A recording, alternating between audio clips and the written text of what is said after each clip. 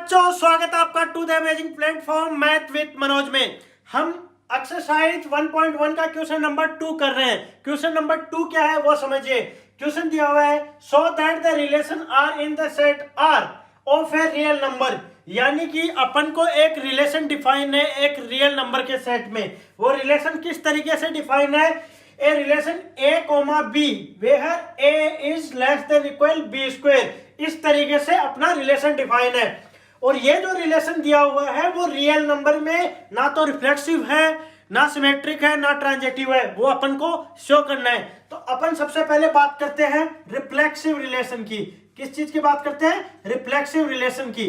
तो अपने को पता होना चाहिए कि रिफ्लेक्सिव रिलेशन होता क्या है। रिफ्लेक्सिव रिलेशन में अगर अपन कोई एलिमेंट लेते हैं उसका खुद के साथ रिलेशन होना चाहिए। और क्वेश्चन में ऑलरेडी पहले से दिया हुआ है कि यह रिफ्लेक्सिव नहीं है, तो हमको एक ऐसा एग्जांपल देना होगा जिससे अपन ये शो कर पाए कि ये रिफ्लेक्सिव नहीं है। तो इसके लिए अगर मैं 1/2 लूं, अक्स की वैल्यू 1/2 लूं, तो यहाँ पे भी हम 1/2 ही लेंगे। और अगर इस 1/2 को मैं यहाँ पे पुट करता हूं, पुट कैसे करता हूं कि a less than equal b square implies 1/2 है वो लेस देन आना चाहिए 1/2 के स्क्वायर के, जबकि ये क्या आएगा 1/2 है वो आ रहा है लेस देन इक्वल 1/4, जो कि बिल्कुल गलत हो गया।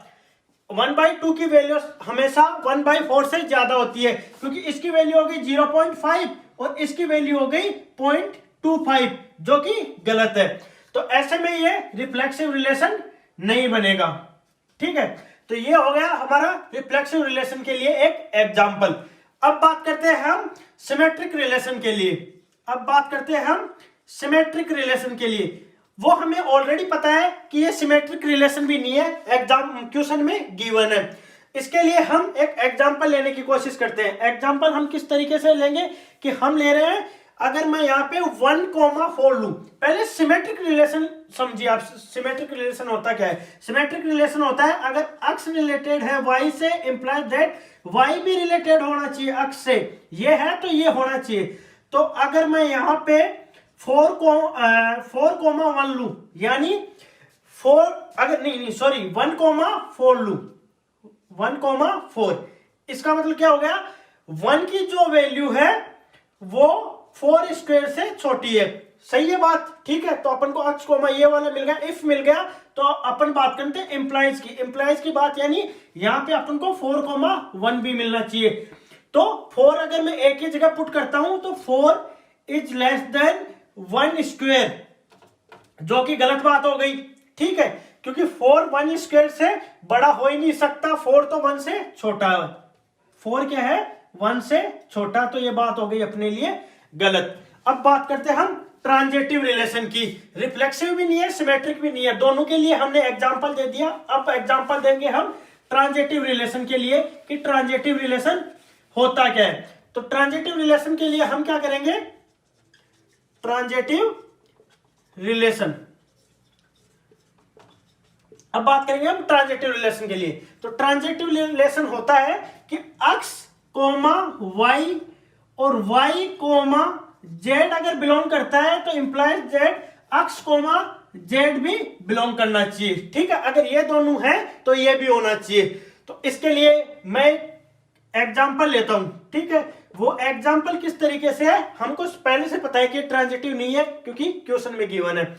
मैं यहां से लेता हूं 3,2। अगर मैं इसको इसमें अप्लाई करके देखे, क्योंकि हम यहां पे वो ही नहीं लेंगे, वो ही पेयर लेंगे जो इस कंडीशन को सेटिस्फाई करे। तो यहां पे 3 इज लेस देन 2 स्क्वायर, सही है बात, ये भी अपना सेटिस्फाई हो गया।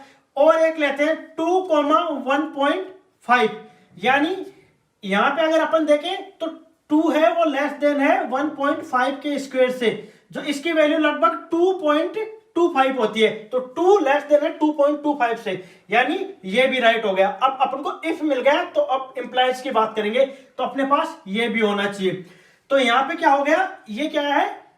x की वैल्यू है यहाँ पे 3 और यहां पे जो z की वैल्यू है वो है 1.5, तो ये भी अपन को सेटिस्फाई करना चाहिए। तो x a की वैल्यू क्या हो गई? 3 और लेस देन बी की वैल्यू क्या हो गई 1.5 का स्क्वायर, तो ये हो गया 3 इज लेस देन 2.5, जो कि बिल्कुल गलत बात है, तो ये ट्रांजिटिव रिलेशन भी नहीं होगा। तो आपको शायद ये समझ में आ गया कि ये रिफ्लेक्सिव, सिमेट्रिक और ट्रांजिटिव क्यों नहीं है। सबके लिए हमने एक एक एग्जांपल दे दिया। इस वीडियो में इतना ही, फिर मिलते हैं नेक्स्ट वीडियो में। Thank you.